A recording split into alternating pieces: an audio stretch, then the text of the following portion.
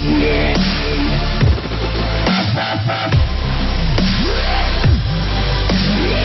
Home Bargain store in Worcester, England, where a young boy was allegedly attacked with acid on July 22.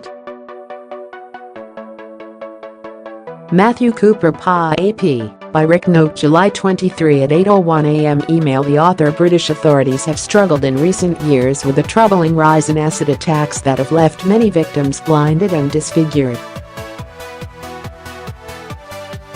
Some have been part of gang violence. Some have been linked to broken relationships.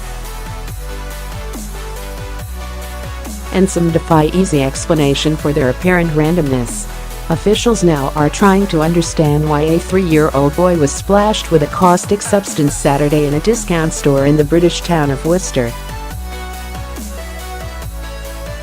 The toddler suffered severe burns on his arm and face. He has since been able to leave the hospital, but authorities now say they believe it was a deliberate attack. 4 men have been taken into custody. The incident will rightly shock the local community, and I would like to reassure local people that we are carrying out a thorough investigation, said West Mercia Police Chief Superintendent Mark Travis. Following previous attacks, investigators have at times been at a loss to find a pattern.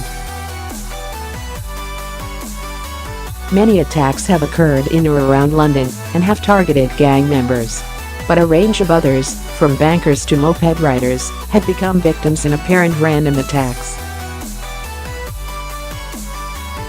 Stopping acid attacks also is difficult, mostly because acids can be easily purchased in convenience stores as drain cleaners or bleached.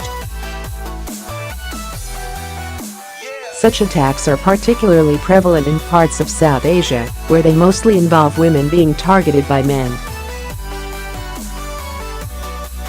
Data by London Metropolitan Police last year found that attackers and victims in Britain are predominantly male. The overall majority of victims are younger than 30. Among the attackers, every 5th identified suspect was a minor. In London, the number of attacks was at an all-time high last year, with 50% more cases reported than in 2016. 3 of the 4 suspects in custody over Saturday's attack were arrested in the British capital, even though the crime occurred more than 100 miles away.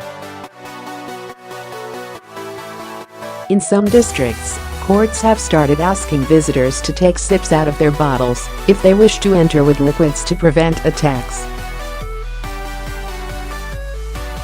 On a national level, authorities are also considering the introduction of new guidelines and laws to restrict sales of liquids that could be used in attacks, or to introduce harsher minimum punishments.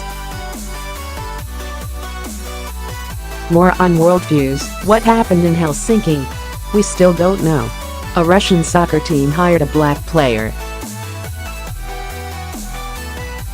After fans attacked his race, he was fired.